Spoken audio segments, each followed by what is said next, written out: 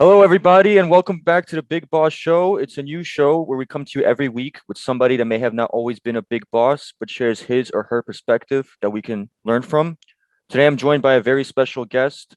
We got Roberta Matuson of Matuson Consulting, a firm that helps organizations attract and keep the best people, as well as an author. Thank you for being on the show. Oh, my pleasure. Yeah, so let's go back to the writing a little bit about the books. I understand that you have a lot of books. Well, can you tell us a little bit about that? Sure. Well, I have six books, but two of them came out in the last 2 years. So I'll focus on that since that's probably for your listeners most relevant.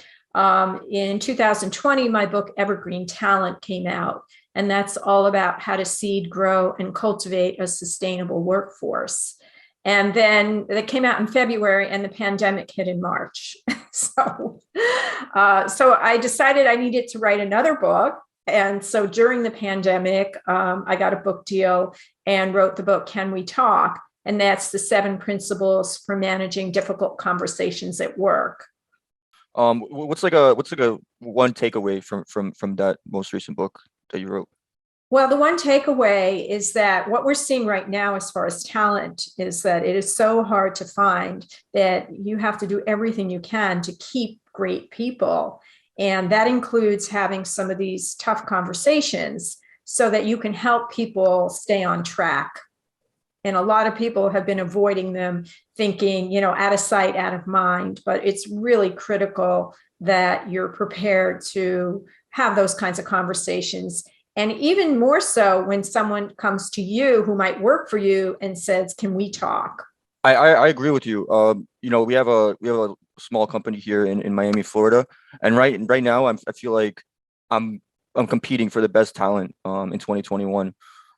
So I'm with you there.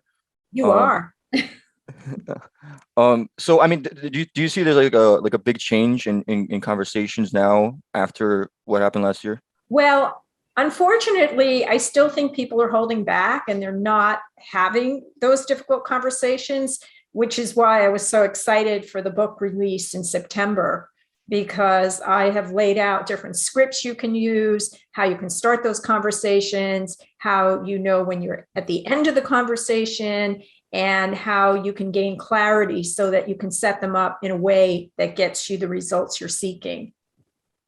Okay. And would you say that you have to have like a specific type of personality, like to have these conversations? Like, do you really need to be like really alpha or anything like that? No, you need to be human. It's interesting. I was chatting with a client the other day and she just read the book and she said to me, boy, this is a great book. And more importantly, I'm going to use this with my family. So, I mean, it's good if you have friends or family that you've got a conversation that you're unsure how to start, but you have to have. And so, what I believe is that with practice, you can get good at these conversations, whether you're somebody who is a little more, shy, somebody who's not, is an introvert, as opposed to us extroverts who sometimes blurt out the wrong things. Tell people where to get the book because I think this is interesting. Yeah, the book can be purchased on Amazon, Barnes and Noble, anywhere where you buy books. It's commercially published and available for Kindle, audio, or just to read. Sweet, sweet. And you have a company too, right? How Yes, long have you been in business? I've been in business over 25 years. And it's consulting. Is it like just general business consulting? Just, It's consulting to organizations that are looking to attract top talent that will stick around. And so I help these organizations become the type of workplace where employees love to work and customers love to do business. I'm assuming you probably have employees too, right? No, I don't Okay. actually. When someone hires me, they get me. They don't get a junior associate. Yeah, I love that. So I mean, you probably did at one point. How do you not have employees now? Like, how'd you make that transition? Well, I did have employees when I was director of HR for a commercial real estate company at age 24. So, and then in other jobs that I have had in corporate, I've had a team and staff like most people do. That's amazing. That's amazing. I just want to, I mean, would you happen to have any advice for me? We have this, for my company. Well, you have to tell me what your challenge is, and then I can tell you what I might advise. So what is your biggest challenge right now? Just finding like the talent that I need. I'm not, we're getting a lot like we get a ton of applications, not for the ones that we're looking to fill. You know what I mean? Right. Well, that's because you have to have a targeted approach, and that goes from everything from your employer brand. Why would somebody want to even come work for you when they come to your website? Does it look like a Gap ad, which may turn off people that are more experienced because they're like, nobody looks like me in this company, because you're using either stock photos. So it's sort of like, what do people see and feel when they come to your website? How are you describing the jobs? Is it like those boring job descriptions, or are you painting a picture that somebody can then step into the frame and see themselves in that environment? That's great. That's great. Now, let me ask you, you think it's a good idea to start a business this year? I think it's a great idea. Look, we've been through a lot. And I always say to my clients, if not now, when? So what are you going to wait for? People are like, well, I'm going to wait till the pandemic is over. I don't know about you, but I don't have a crystal ball. I don't know that date. I don't know if it's ever going to be over. So if not now, when? Time is now. Do you have like any industries that you think are big right now or that are gonna do well? Yeah. Anything related to pharma, big, big, big. Biotech, big, big, big. Technology. I think we will see the hospitality industry come back. It's slow, but I think it will get back to a place where people who are in that industry will be comfortable again.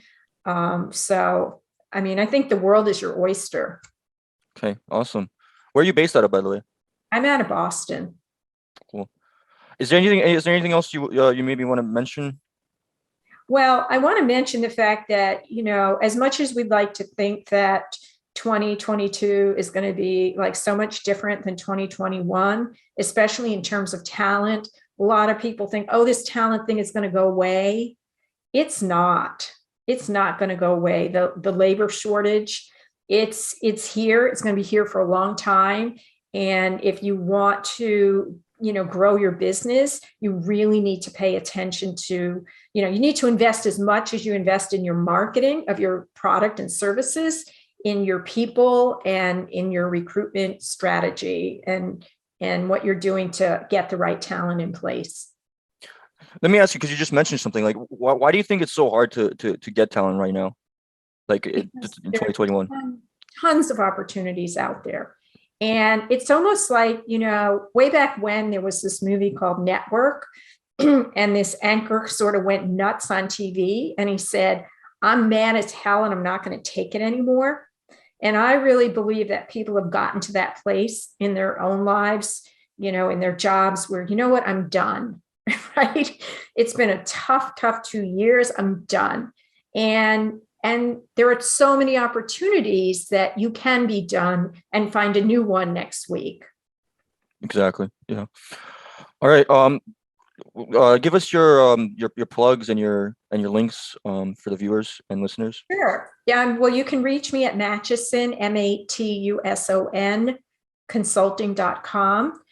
You can send me an invite on LinkedIn and mention the podcast, and I'll accept that.